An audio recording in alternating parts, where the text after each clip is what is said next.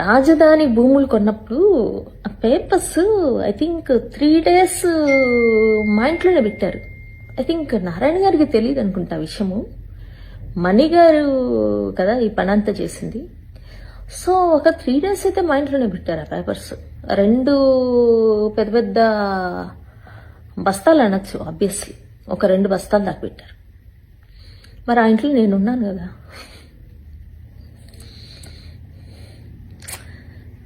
మణి గారు చేశారు హెల్ప్, మా ఇంట్లో పెట్టారు, ఒక 3 days పెట్టారు. మరి ఆ ఇంట్లో నేనున్నాను కదా. నాకు తెలీదా? నా దగ్గర ప్రూఫ్స్ లేవా? Think big, think big, think big, think big. ఎవరెవరు పేరున రాజధాని భూములు కొన్నారు, ఎవరెవరు బినామీస్ ఉన్నారు అన్న ప్రూఫ్స్ నా దగ్గర ఉండకుండానే ఉంటాయా? మా ఇంట్లో 3 days ఆ పేపర్లు ఉన్నప్పుడు ఉంటాయి, ఖచ్చితంగా ఉంటాయి. అవి సిబిసిఐడికి బాగా హెల్ప్ అవుతాయి. ఇప్పుడు నేను ఇంకా చూపించలే, ఇప్పుడు చూపిస్తా. సిబిసిఐడికి నారాయణ గారు అంత డౌట్ ఉంటే రమక్కకి ఫోన్ చేసి, రమక్కకి కాల్ చేస్తారో పక్కన ఉందో నాకు తెలీదు, రమక్కని అడగండి ఎక్కడున్నాయి పేపర్స్ అని.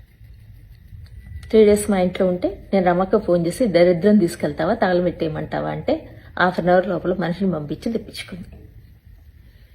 ఏ దరిద్రం పేపర్స్ అన్ని కొంపలో ఉండద్దు, తీసుకుపోతారా తగలేయమంటారా అంటే తీసుకుపోయింది. అందుకని రమక్క బాగా ఐడియా ఉండుంటుంది. అడగండి నీ భార్య, పేపర్స్ ఎక్కడున్నాయి, రాజధానిలో కొట్టేసిరా భూమి పేపర్స్ అన్ని ఒక 3 days ఎవరింట్లో ఉన్నాయి అడగండి. నీ తమ్ముడిని అడగండి, ఎక్కడ పెట్టావరా పేపర్స్, మనం దొబ్బేసిన రాజధాని భూముల పేపర్స్ ఎట్లా తెలుస్తుంది ప్రియాకి మనం ఎంత దొబ్బేసాం భూములని అడగండి.